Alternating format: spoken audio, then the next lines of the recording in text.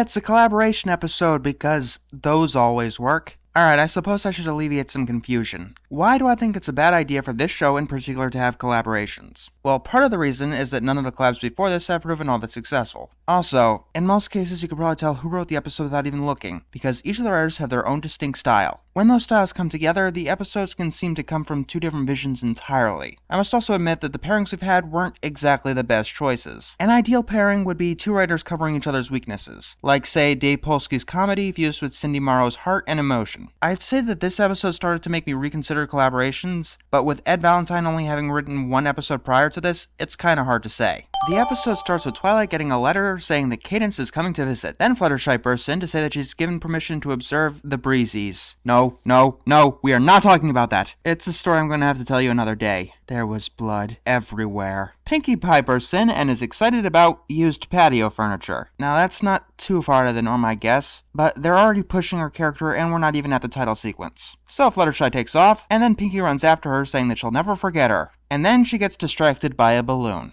We need to talk about Pinkie right now, because her recent portrayals have had me worried. Like, really worried. We critics tend to say that a character has been flanderized when they're slightly out of character or one of their characteristics has been exaggerated for the episode. Flanderization is actually a process that occurs over time. Take one of this character's traits and keep exaggerating more and more and more over time. Look, Pinkie is not the most intelligent character on the show, but let me make this clear. This is my rule of thumb of telling if Pinkie is in character. Pinkie Pie is not a dog. Pinkie Pie is not a child. Pinkie Pie is not an idiot. When the episode treats her like this, she's out of character. Treating her like any of those things is a detriment to her character as a whole, and with Pinkie's personality, flanderization can be very dangerous to the show as a whole. What I'm saying to the writers is that just be careful. There's a Pinkie episode next week, so they can probably stop a problem before it even really begins. Twilight says that Cadence is coming for a visit, and she wants that visit to be worry-free. And the best way to do that is to visit the Star Swirl Traveling Museum. A traveling museum doesn't sound very practical, but I can buy it. Finally, Cadence enters the scene, and hey look, it's Gary, who actually has about 70% more personality in this cameo than he had in the entire Equestria Girls movie. The funny part about that is that I'm not joking.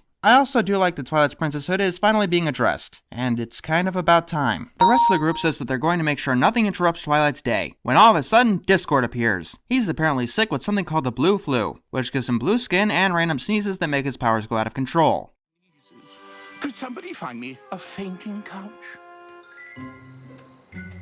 And that's how you do one of those self-aware jokes. Discord says that he's looking for Fluttershy to nurse him back to health, but since she's not here, the rest of the main six are going to have to help him. Rainbow dashes off, Pinkie Pie gets sent away by a balloon. Look, this is really starting to piss me off, and I'm going to keep deducting points every time you make her act stupid. The only ponies left are Applejack and Rarity, who accidentally tell Discord about Cadence and Twilight, and then get sick themselves. So Cadence and Twilight are wandering through the museum, which looks more like a bazaar, when Discord appears, and he convinces Twilight to let him stay at her place, which is the main point of the episode, 11 minutes in. Yeah, I'm pretty sure that this problem came from Ed Valentine. I mean, so far he's proven himself to be a pretty good writer, but man, do his setups take way too long. I can only imagine what it'd be like if he was writing for an 11-minute episode cartoon. Also, Discord is using the same technique that Fluttershy used on him. And yes, he's the kind of person who should be doing that kind of one-sided relationship manipulating. They get Discord to Twilight's house, and he starts singing. It's definitely an interesting song with some really creative visuals, and some pretty damn clever references.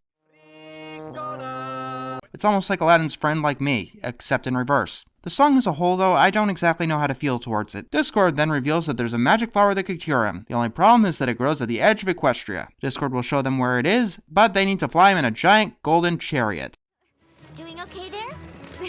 To be honest, I'm a little out of practice when it comes to flying. Kinda thought that Twilight would be a little more out of practice than Cadence. You know, being the newest Alicorn there and having done no flying since the season premiere. The two of them get there and find that the flower is incredibly fucking huge. They pull it out of the ground and get attacked by that thing. And then we get one of the best fight scenes that I've seen in quite some time. At the end, they put rocks on top of the hole. Why does everyone on this show think that covering something with rocks is a good permanent solution? It's not, at all. Then we find out that Discord was faking his illness. And yeah, it was really transparent. That's not actually my problem with this. My problem is that as transparent as it was, neither Cadence or Twilight even considered that Discord may have been faking. Then we learn that Discord got Twilight to go to the ends of Equestria to prove that she was his friend. Wow, he really has grown since Keep Calm and Flutter On, hasn't he? More likely than not, he was just trying to ruin Cadence's visit.